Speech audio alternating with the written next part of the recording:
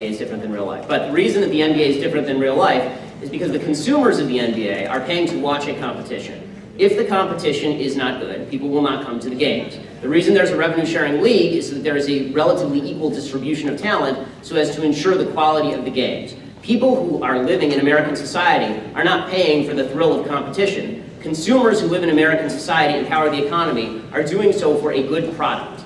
Okay, the NBA provides a good product in the way that they choose to do in their private sphere. The way that Bill Gates provides a good product is not by redistributing his income to Apple. The way that Bill Gates provides a good product is by competing in an open market with Apple and reinvesting in his own team. Okay, the idea, again, when capitalism comes down, and really free market economics comes down to what does the consumer want, the reason the NBA redistributes wealth is not because Donald Sterling was not a good guy. It wasn't because Donald Sterling decided, you know what would be awesome? I feel like giving away half my wealth now to other teams. Okay, the reason that Donald Sterling practiced in that way is, again, because consumers demanded that there be a competitive balance on the field. And so you have to artificially create that competitive balance in order to please consumers. So the NBA is not a good model, because the consumers of the NBA are looking for an entertaining, competitive game, and consumers in American life are looking for a better product. They're not looking for two crappy iPhones competing with each other, they're looking for the best iPhone. So wouldn't you concede that it's possibly better to redistribute wealth then so that others are able to rise up, join the middle class, procure a better education so that they're a better workforce to compete on a global scale? Redistribution of wealth does not achieve competition, because it turns out that what actually achieves competition is the sort of values that you impose in your work life. This is why if you have a bunch of people who win the lottery, disproportionately people who are poor and win the lottery end up poor again. The reason people are permanently poor in the United States is not because they don't have money, it's because they suck with money. The reason people are temporarily poor is because they don't have money. The reason they're permanently poor, okay, this is self-evident, folks, that's not even controversial. If you're poor in America your entire life, you are not great with money by definition. Okay, if you are, name me one person in America who's phenomenal with money, but is poor for 80 years in the United States. Anybody? Names? Anyone? Okay, military veterans. Okay, military. Okay. Test. I'm sorry, Mr. Shapiro.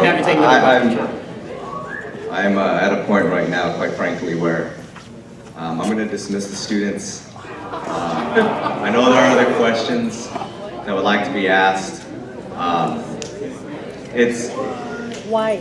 With all due respect, Mr. Shapiro, Mr. Shapiro represents a narrative that he's providing to all of you guys based off of his opinions, what he believes, and what he wants to share with all of you. I know that the education was there for all of you to understand left side, right side, whatnot, but also the opportunity was allowed for him to impress upon you some of his opinions about certain things. And I think the lesson was there for me to understand and also for all of you to understand. I think what this is getting into now is it's starting to cross the line. And what would that line be? Why are they crossing the line? I don't see nothing wrong. There's nothing wrong. Let me ask this question. You're the one who's crossing the line. Let me ask this question. If, for those students who would like to be dismissed, I'm allowing you to go ahead and do so at this time. For those of you who would like to continue to listen, you can remain and listen to Mr. Shapiro and also the information.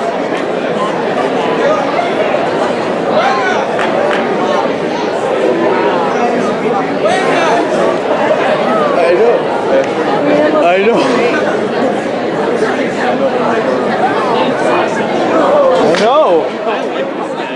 I'm telling you, it's hard. Keep on asking questions. There's still people who want to say. I'm gonna get the mic.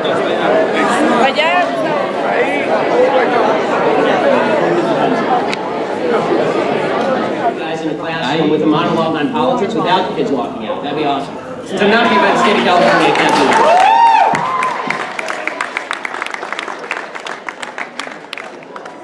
Yes, I was wondering about your comment. Earlier you mentioned the non-aggression principle by saying that we should not initiate force onto other people. And I was wondering, what's your opinion on the U.S.'s role in world politics? Okay, so the non-aggression principle having to do with interpersonal relations in a civilized society is not the same thing as foreign policy. The fact is that when it comes to foreign policy, you sometimes have to detect threats to yourself before those threats materialize. You don't want to always wait until Pearl Harbor or 9/11 happens. I'm not against the notion of preemptive war, depending on the evidence that can be brought to bear to show that it's an actual threat to American citizens, because that is the fundamental job of the American government, is to protect your life and your liberty and your property. This is what government was instituted to do. And so the best way to do that is to sometimes go to war before you are hit. I mean, because then the question becomes, okay, so how badly do you have to be hit in order to go to war? Right? How many people have to die in order for you to go to war?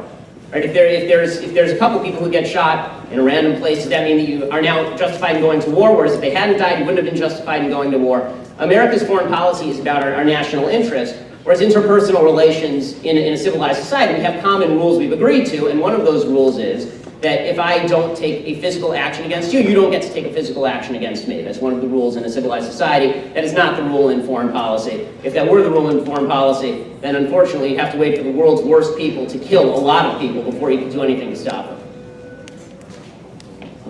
them. So you back the GOP, right? Well, I mean, I'm a conservative. If the candidate, you know, is conservative and Republican, then sure. I mean, it depends on who the candidate is, but as a general matter, I vote Republican. I just want to know, like, which candidate right now do you like support the most? I mean, if I had to vote in a primary right now, I'd vote for Ted Cruz.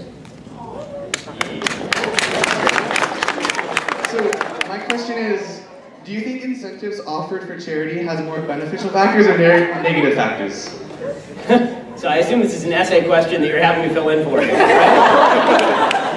right. So this is a clever man right here. Okay, so incentives offered for charity, is this beneficial or not? I assume that the question is more to do with the government offering tax write-offs. Okay, so you know, the fact is that, yeah, I think that religious people tend to give charity whether or not they get the tax write-off. As an Orthodox Jew, I give a certain percentage of my income to charity every year, regardless of whether I get the tax write-off or not. I can tell you, as somebody who's worked with 501c3 organizations, nonprofits, there's no question that people give more charity if they feel like they can get a tax write-off. Of course it means people give more charity. You know, what the boundaries should be on, you know, what is allowed as a charitable organization is a controversial topic. But, of course, like anything else in life, if you create an incentive for something, you tend to get more of it. It's true for anything. It's true from everything from sexual behavior to charity. More incentives for it means you get more of it.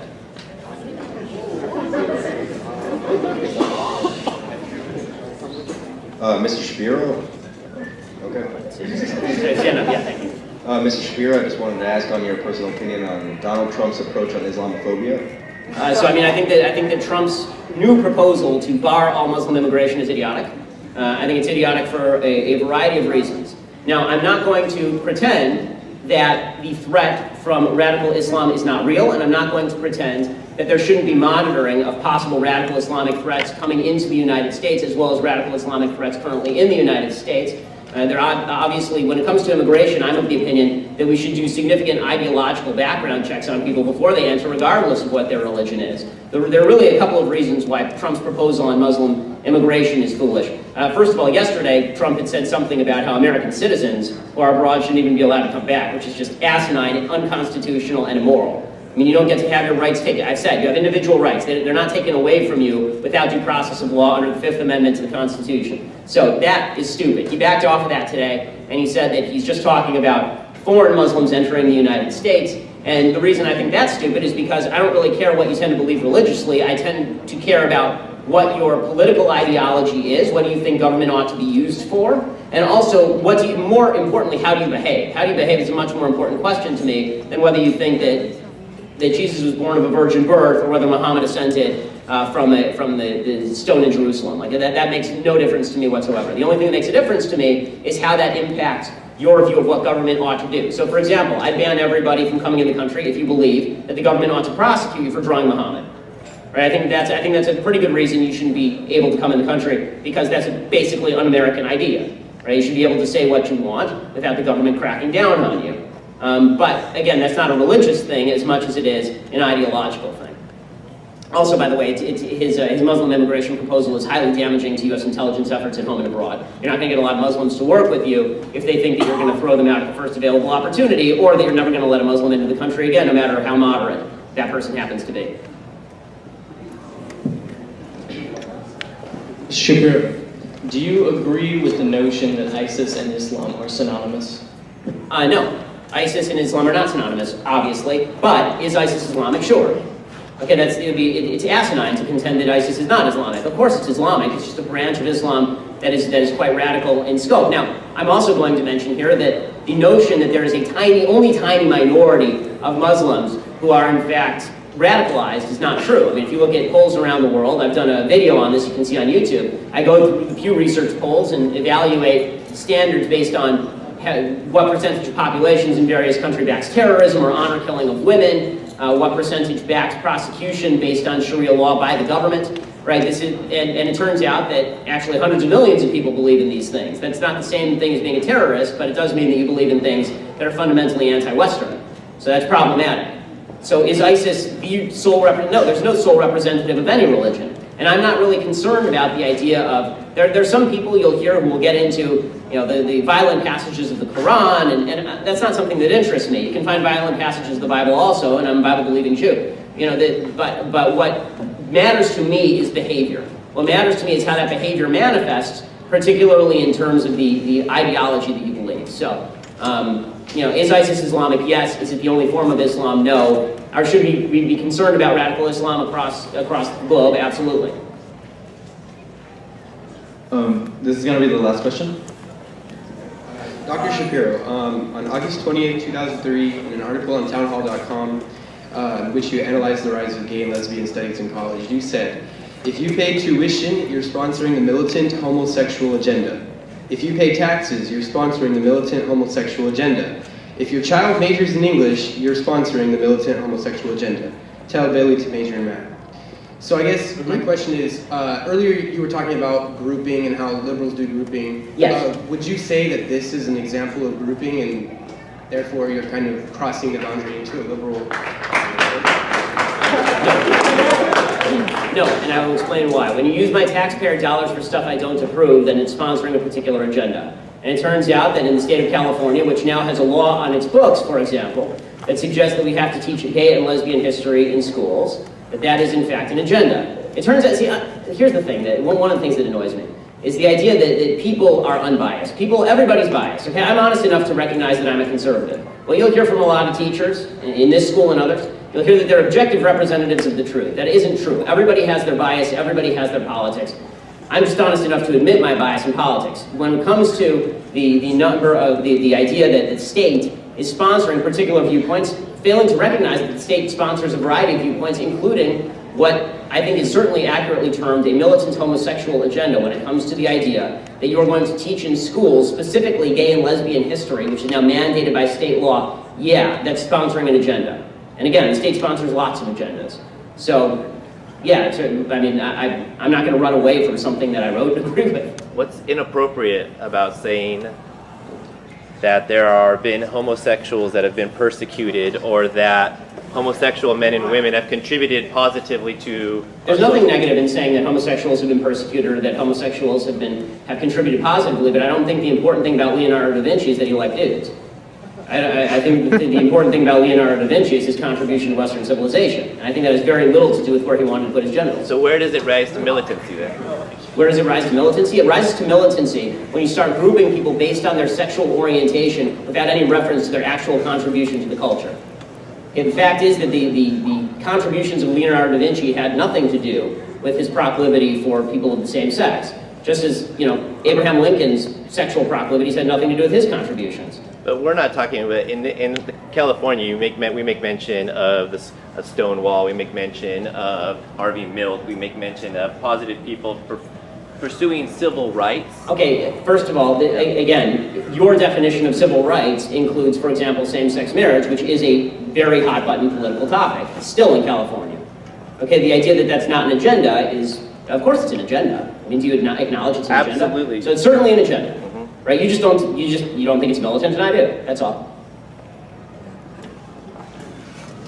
By the way, the notion that our educators do not have objectivity. I'll be the first one, and my students know that I have a particular agenda. Well, I appreciate your however, I also appreciate everyone here that's willing to listen to multiple ideas. Yeah. Okay, and objective. That I appreciate too. Okay.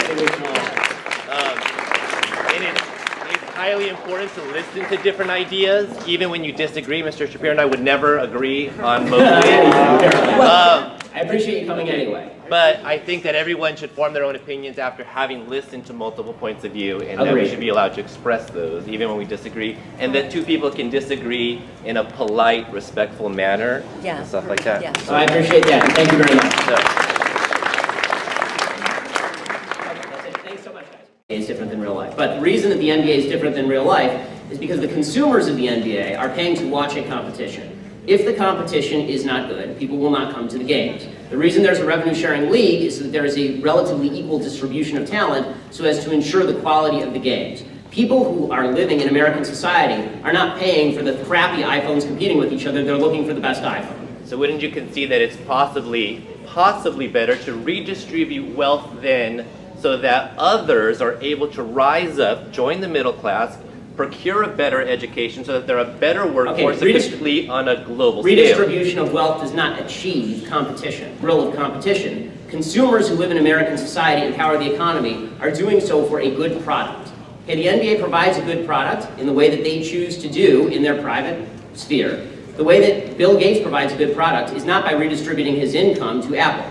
The way that Bill Gates provides a good product is by competing in an open market with Apple, and Donald Sterling practiced in that way is, again, because consumers demanded that there be a competitive balance on the field. And so you have to artificially create that competitive balance in order to please consumers. So the NBA is not a good model, because the consumers of the NBA are looking for an entertaining, competitive game, and consumers in American life are looking for a better product.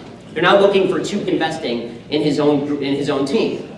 Okay, the idea, again, when capitalism comes down, and really free market economics comes down to what does the consumer want. The reason the NBA redistributes wealth is not because Donald Sterling was not a good guy. It wasn't because Donald Sterling decided, you know what would be awesome? I feel like giving away half my wealth now to other teams. Okay, the reason that